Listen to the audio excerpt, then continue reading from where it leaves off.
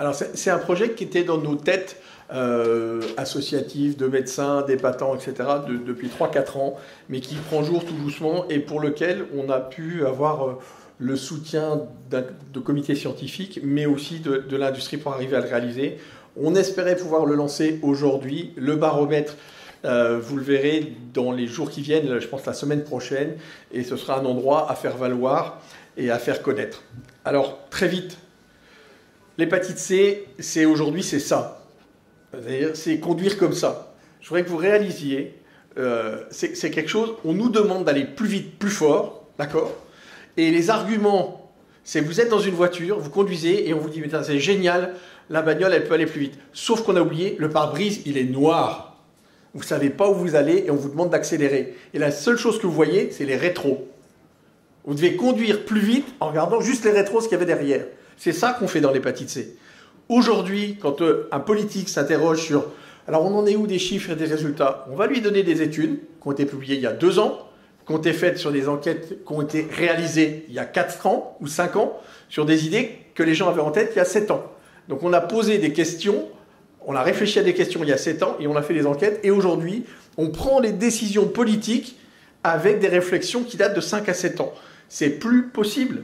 On ne peut pas avancer plus vite, on ne pourra pas mettre l'accélérateur si on n'a pas des retours d'informations plus rapides. Dans d'autres maladies, on a parlé de la déclaration des maladies obligatoires, etc. Je ne reviens pas sur les choix. Nous, le choix qu'on a fait, c'est de dire aujourd'hui, on veut un baromètre, on veut savoir où on en est, semaine par semaine, mois par mois, des patients. On entend déjà que le nombre de patients traités par mois baisse. Et on va dire que ce n'est pas possible, quoi. Il faut aller sur le dépistage, mais on ne peut pas entendre que le nombre de patients est en train de baisser. Donc, pourquoi un baromètre? Alors moi, je suis mort de rire, parce qu'un baromètre, ça sert à mesurer la pression. Et la pression, c'est une pression épidémiologique, c'est une pression sociétale, c'est une pression médicale, et c'est la pression aussi du futur. Mais c'est absolument pas un baromètre. Alors on a appelé ça baromètre parce qu'on pensait baromètre santé, etc. Mais c'est absolument pas un baromètre, puisque ce qu'on veut, nous, c'est un compteur. Rouler dans une voiture avec un baromètre, c'est comme si à la place du compteur de vitesse, on vous mettait la température. En disant, monsieur l'agent, j'ai pas dépassé les 90, il fait que 21 dehors. C'est aussi stupide que ça, d'accord? Mais on a appelé ça un baromètre et on y va. Donc on veut observer l'épidémie, analyser le rythme de l'éradication, sensibiliser aux efforts de santé publique, et nous allons donc vous présenter le premier baromètre de l'éradication de l'hépatite C. Les données, alors on a eu un énorme boulot pendant 1 an de recouper les données, de savoir où on était. 2014, sur une base de 91% de guérison, 10 000 patients ont été guéris. 2015, 13 000. 2016, avec des chiffres à 97%, 13 000 patients. Et sur les 6 premiers mois de 2017, on est à 10 900 patients guéris pour le premier trimestre.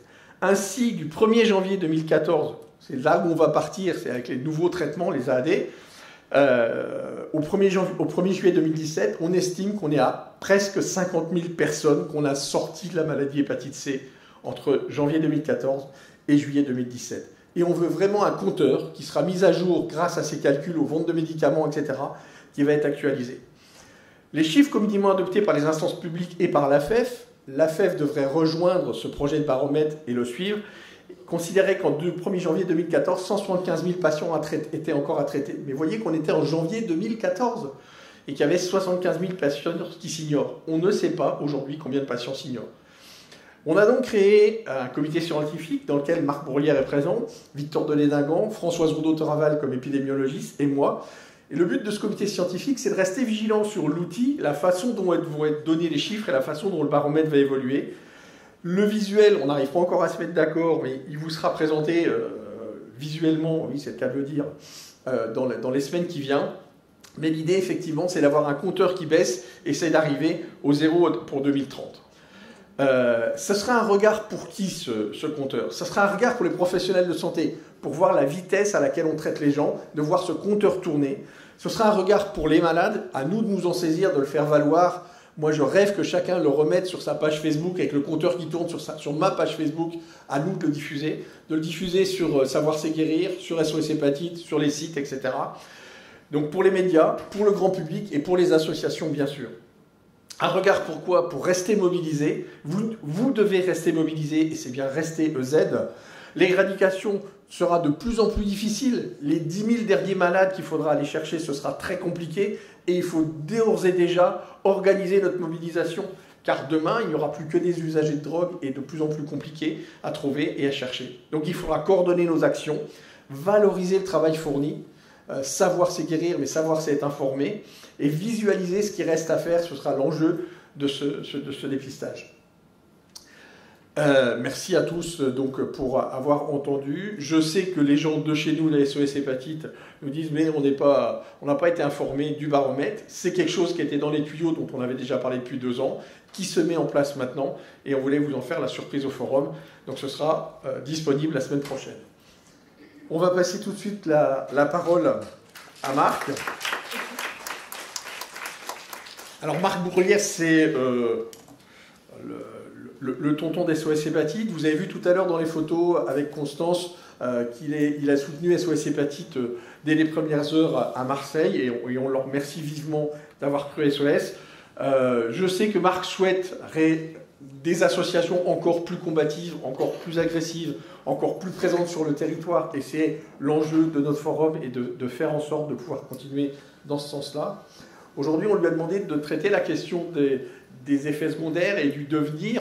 On a l'impression qu'il y a une vie après la guérison, heureusement. Et je vous rappelle la phrase de Constance de tout à l'heure, c'est je pensais que je serais morte à cause de mon virus de l'hépatite C, et c'est le tabac qui va me tuer. Et aujourd'hui, effectivement, ce qu'on veut demander à Marc, c'est après l'hépatite C et ces traitements-là, comment on va surveiller les effets secondaires, qu'est-ce que c'est le devenir, et qu'est-ce que le message que les hépatos veulent demander aux associations patients, et comment nous, on peut construire notre projet associatif pour 2018 en étant en cohérence avec le milieu hépato.